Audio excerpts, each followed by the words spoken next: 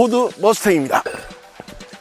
두 마리 필요 없는 미국을 대표하는 머슬카입니다. 그 역사는 60년을 거슬러 올라 무려 1964년 전설의 서막을 알리는 1세대 모델을 출시하게 됩니다. 어디서 많이 본 듯한 느낌 있지 않나요? 네, 우리 키아누 리브스 형님이 존윅에서 강아지 죽고 차 뺏기죠. 그 차가 1세대 머스탱입니다. 효율을 중시하는 유럽과는 다른 행보를 보이며 차량 무게나 연비 따윈 무시한 듯한 7.0 대배기량의 괴물을 만들어냈습니다. 물론 미국 젊은이들 사이에서 엄청난 인기를 이끌어내며 미국 자동차 유사상 가장 성공적인 모델 중 하나가 됩니다. 1973년 2차 세계대전에 버금갈 만한 세계 경제에 충격을 던진 오일 쇼크 사태가 발발했습니다. 이 시기에 맞춰 출시한 2세대는 급격한 다운사이징과 디자인 또한 카리스마 있는 1세대 대비 뒤처져 그 인기는 이전 같지 않았습니다. 1979년 그 당시 문화를 선도한 유럽을 따른 디자인 그리고 경제 침체를 이유로 연비와 배기가스 규제 등으로 다운사이징을 하다 저배기량의 선도적인 일본을 따라 100마력도 되지 않는 경차급 엔진을 달고 나오게 됩니다. 1, 2차 석유파동으로 미국 자동차 산업은 막대한 타격을 입었습니다. 개발 단계던 4세대는 한술 더 떠 일본 마쓰다와 공동 개발 중인 저가 전륜구동 소형 엔진으로 나온다고 하자 반발은 어마어마. 결국 포기.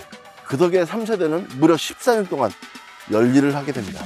1994년 대배기량 고마력으로 돌아온 4세대 등장. 디자인은 여전히 머슬카라 부리기엔 부족해 보였습니다. 2005년 1세대 디자인을 현대적으로 잘 손질한 5세대는 연일 호평 일색이었습니다. 이 레트로 룩이 소비자에게 먹힌다는 걸 알게 된 옆집 회사인 GM은 쉐보레 카마로를 단종 8년 만에, 크라이슬러는 다치 챌린저를 25년 만에 부활시키게 됩니다. 카마로는 트랜스포머, 챌린저는 분노의 질주를 통해 폭풍 성장하게 됩니다. 이렇게 미국 빅3 머슬카의 부활과 투박하나 각진 디자인은 미국 머슬카의 상징이 되었습니다. 2014년 이 6세대는 1000만 번째 생산과 5년 연속 전 세계에서 가장 많이 팔린 스포츠카라는 대내적으로 기념비적인 기록을 세웠습니다. 길에서 동물 그림, 특히 말을 피하라는 말이 있는데 얘는 굳이 거의 직립보행 수준의 말이 페라리, 앞발을 들고 있는 수준의 말이 포르쉐, 질주하는 말이 머스탱. 참고로 황소도 피해야겠죠? 단종을 알리는 카마로 챌린저와 다르게 바로 얼마 전 7세대 모델을 발표했습니다. 그것도 전기차가 아닌 내연기관. 미국 머슬카의 대표이자 기념비적 기록의 이 6세대 머스탱이 어떤 모습일지 함께 보시겠습니다. 여러분은 지금 우리 동네 자동차를 보고 계시며 구독과 좋아요를 갈구하는 저는 우동식입니다. 우리 동네 자동차.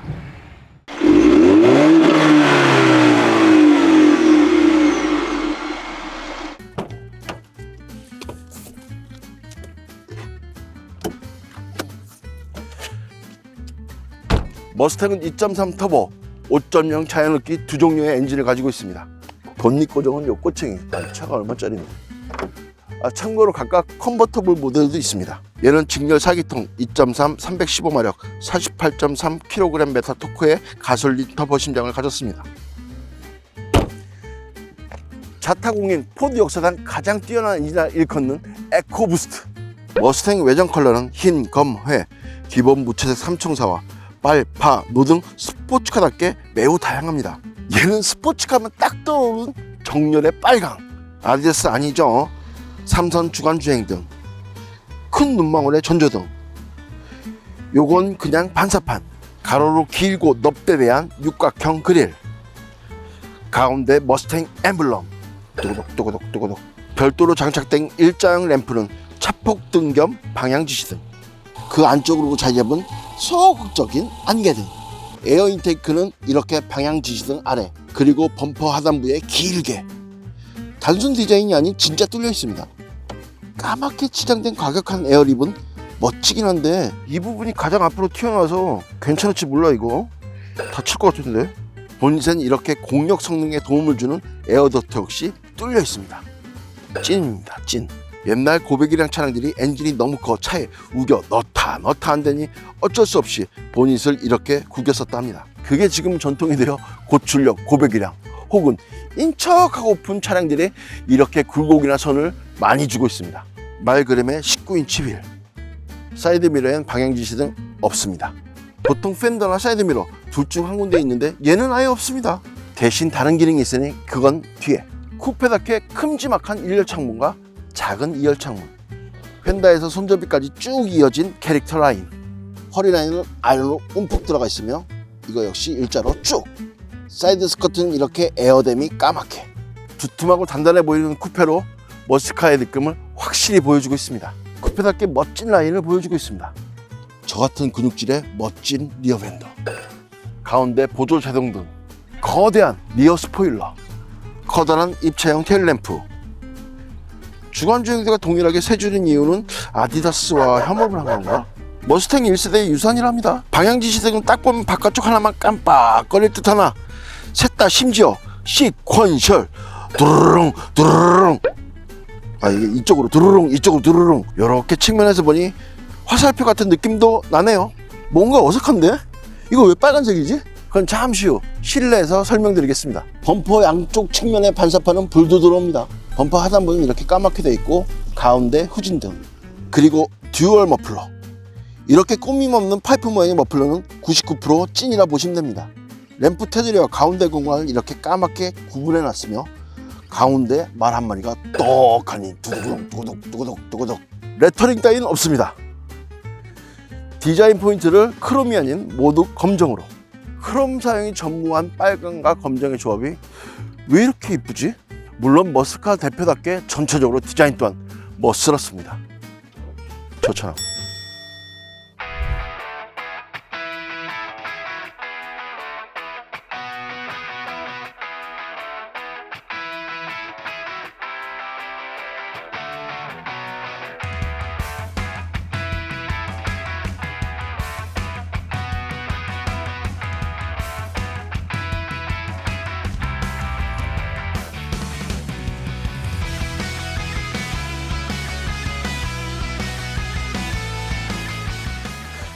골프백은 들어가지 않습니다. 입구는 좁은데 생각보다 깊습니다. 아래에는 요즘 거의 쓰지 않는 템포러리 타이어, 일명 리아카 타이어가 있습니다. 한쪽은 이렇게 안으로 공간이 있으며 반대편은 우퍼가 자리 잡고 있습니다. 폴딩은 이렇게 안쪽에서만.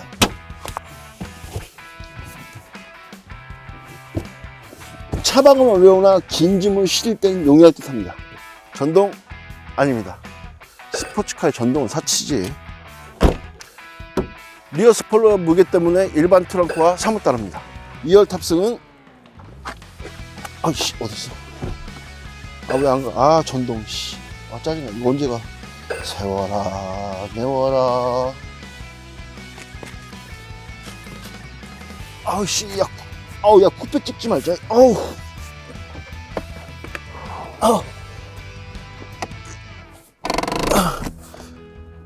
또 전동해야 되잖아. 저거는 헤드룸. 야 머리카락이 없는데 이 정도면 머리카락 있는 사람은 더 심하지. 레그룸. 생각보다 공간이 있습니다. 보조석에만 있는 백포켓. 정말 긴급용 아님 사람 태우면 안 됩니다. 솔직히 긴급 상황 아니라도 안 태우는 게 좋습니다. 이런 삐딱한 자세로 있다 사고라도 나면 생각도 하기 싫어. 시트도 괜찮고 레그룸도 괜찮아. 체구가 작은 성인 혹은 아이들 정도는 태울 수 있을 것 같습니다. 근데 아이를 태울 일이 있었다면 애초에 얘를 사면 안 되지 않나? 2+2 쿠페는 2인승 쿠페 대비 아이씨 안 가지. 야 홍피디 이거 좀 당겨줘. 옷이나 가방 정도 둘 여유 공간이 있다 보시면 될 듯 합니다. 못하겠어.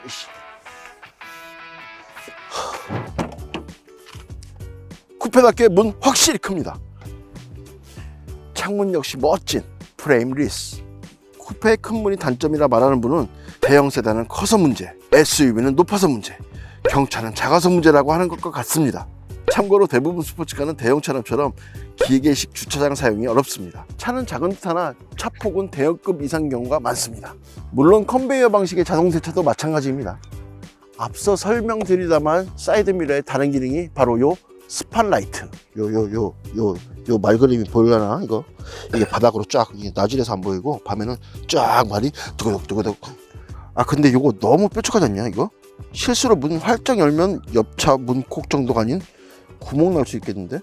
범퍼 립도 그렇고 이렇게 뾰족해야 하나 이게? 꼭 필요한가 이게? 세미버킷 타입의 시트. 이건 젠쿱보다 나은데 이거는? 괜찮아. 앞뒤 조절 전동, 허리 받침도 전동, 등받이는 수동입니다. 시트 생각보다 푹신하고 좋습니다. 안전벨트를 어깨까지 당겨주는 웨빙 가이드는 없고 이렇게 어깨까지 당겨주는 가죽끈이 있습니다. 전동식 웨빙 가이드가 폼날 수 있지만 이게 얘와 더 잘 어울리지 않나요? 이게 없으면은 이렇게 안전벨트를 쳐줘야 하는 불편함이 있습니다. 시트 메모리 없습니다. 도어 캐치, 문 한가운데를 가로지르는 편안한 팔걸이와 손잡이, 딱 손이 닿는 부분에 창문 조작 버튼, 모두 원터치, 닫히는 것도 원터치. 도어 포켓은 이렇게. 근데 이 안쪽까지 공간이 있어. 오디오는 덴마크의 프리미엄 브랜드 뱅앤 올룹슨. 와, 좋다까지는 아니지만 괜찮습니다. 송풍구 아래 안개등은 눈뽕 유발 말고 시야가 좋지 않을 때만, 스텔스 되지 말고 고민 없이 오토. 계기판 밝기 조절은 밝은 시야를 위해 어둡게. 트렁크 버튼, 사이드 미러 버튼, 그 옆에 이걸 누르면 협소한 수납 공간. 운전대 조작은 수동. 앞뒤 위아래 모두 가능합니다. 패들 시프트. 이 막대는 내리면 왼쪽, 올리면 오른쪽. 깜빡이 소리 특이하죠? 말 달리는 소리에서 따왔다고 합니다. 머스탱 전통의 3포크 타입의 아주 동그란 운전대, 동그란 홈커버와 그 안에 말. 질감은 쏘쏘하고 그립감은 저한테는 딱 맞습니다. 핸들엔 조작 버튼이 어마어마하게 많습니다. 왼쪽엔 미디어 버튼, 그 아래엔 크루즈 버튼, 오른쪽 상단에도 미디어 조작 버튼과 음성인식, 구독! 다시 수호하십시오. 아래쪽엔 통화 버튼과 요 말을 누르면 여러 가지가 나오는데, 트랙 앱, 이건 뭐지? 가속 타이머? 되게 트랙에서만 사용하세요. 12인치 LCD 계기판은 꽤 괜찮습니다. 시야는 내가 카메라에 느꼈던 것처럼 좋지는 않습니다. 아담한 8인치 터치 디스플레이. 내비게이션은 빰빰빰빰. 야, 언제 켜져? 빰빰빰빰빰. 안 빠르잖아. 빠르지 않잖아. 내비게이션은 이렇게 나옵니다. 유선 연결하나 안드로이드 오토, 애플 카플레이가 지원되니 미러링 사용을 추천드립니다. 안개 낀 것처럼 뿌하며 어라운드 뷰 없습니다. 구독 누르시면 머슬카처럼 근육질의 저처럼 됩니다. RM 미디어 조작 다이얼과 버튼, 전원을 누르면 색깔 보소. 이거 완전 80년대 비디오 시작할 때, 처음 시작할 때 나오는 색깔. 엉뜨엉시 온도 조절 조작부가 독특합니다. 그의 앞뒤 성유 제거와 풍량, 그리고 오토 에어컨 버튼, 무려 투존 조수석 온도 조절과 엉뜨엉시 엔진 스타트, 비상등, ESC. 특이하게 스티어링 모드가 이렇게 별도로 나와 있습니다. 스티어링 휠 기본이 묵직한 편이라 웬만하면 기본 모드 추천. 마지막은 드라이브 모드. 보통, 스포츠 플러스, 트랙, 트랙, 눈길, 빗길. 모드에 따른 배기음 변화가 제법입니다. 개인적으로 이 토글형 스위치 매우 좋아합니다. 직관적이고 디자인도 뭔가 멋있지 않나요? 단, 얘는 단점이 있는데 단방향 조작. 반대로는 안 돼. 모드 전환하다가 실수로 원하는 모드가 넘어가 버리면 한 바퀴를 돌려야 합니다. 밑으로 안 내려가니까. USB-A 12V. 수납 공간이 있으나 보셨죠? 올리는 방식의 토글 스위치 덕에 사용이 힘듭니다. 수동 기어봉인 척하는 10단 변속기를 품고 있는 기어 노브. 작동 방식도 개성 있습니다. 날개 없는 두 개의 컵홀더. 그래서 그랬는지 크기가 다르고 깊습니다. 요즘 보기 힘든 핸드브레이크. 드르륵! 팔걸이를 열면 괜찮은 크기의 콘솔 박스. USB-A 12V. 차키는 이렇게 생겼습니다. 계기판을 적극적으로 활용한 게 굉장히 인상적입니다. 머스탱 내장 컬러는 빨강, 그리고 요 블랙, 이렇게 돌출된 대시보드와 상단부에 이렇게 별 의미 없는 박스 같은 게 있습니다. 센터페시아 중심으로 대칭형 대시보드는 머스탱 인테리어 전통입니다. 이유가 뭘까? 우엔들 차량 만들기 편하라고? 지금 네가 무슨 차를 타는지 짚어주는 말과 머스탱. 한 대의 차에 말이 몇 마리가 있는 거냐? 개인적으로는 로고가 막 여기저기 남발하는 걸 좋아하진 않습니다. 아 참, 이번 신형 벤츠 E클래스를 보셨나요?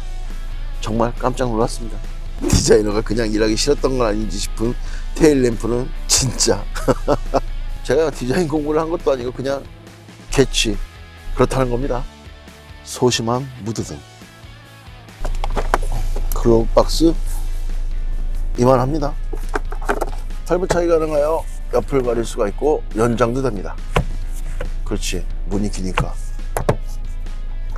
화장 거울과 조명이 있습니다. 오버헤드 콘솔이 빔 프로젝트나 그 공기청정기 그렇게 생기지 않았나요 이거? 그리고 실내등, 룸밀러. 1세대의 전통 디자인을 현대적으로 매만진 익스테리어는 참 멋집니다. 하나 요 인테리어는 뭐라 말 못하겠습니다. 현대적인 것도 그렇다고 아날로그적 감성이 있는 것도 아닌 그냥 투박하고 올드해 보입니다. 이번 7세대 신형은 어떨지 궁금합니다. 앞서 말하다만 빨간색 방향지시 등 얘기를 해야겠죠. 미국 교통법은 빨간색과 호박색을 혼용, 우리나라 교통법은 호박색. 그럼 당연히 국내 수입 차량은 호박색으로 들어와야 하는데 왜 빨간색이냐? 요게 한미 FTA 때문이라 합니다. 우리나라 실정상 정지등과 동일한 빨간색은 혼란을 야기할 수 있어 호박색 변경을 요청 중이라 하나 수용되지 않고 있다 합니다. 참고로 빨간색이 이뻐 보인다고 튜닝하시면 불법입니다. 물론 시퀀셜이 아닌 차량을 시퀀셜로 튜닝해도 불법.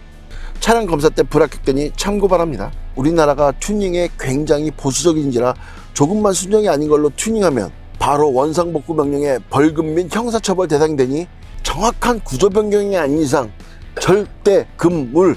머스탱 관련 글이나 영상들을 보면 요 인테리어 문제 때문에 구매를 포기한 분들이 많더군요. 홍 PD도 5세대 모델을 구매하려고 했는데 요 인테리어 때문에 포기했다고 합니다. 포드 머스탱 새로 도입된 10단 변속기는 스포츠 모드에서 빠른 변속 반응을 보여줍니다. 슉슉슉 안정감 있는 고속주행. 미국 차들이 보통 말랑한 편인데 얘는 스포츠카라 단단한 편입니다. 그렇다고 독일 스포츠카처럼 엄청 하드한 정도는 아닙니다. 그 덕에 승차감 괜찮습니다. 심지어 2열조차도. 거기에 스포츠카다운 멋진 배기음은 운전자의 심장을 뛰게 합니다. 이런 차 MVH 따지는 거 아닌 거 아시죠? 차의 특성을 잘 모른 채 덜컥 구매 후 욕을 하는 프로 불편러가 많은 요즘입니다. 항상 시승은 필수인 거 아시죠? 특히 스포츠카 경험이 없는 분은 꼭 괜히 머스카의 대표가 아니다. 이게 바로 미코케 야생마.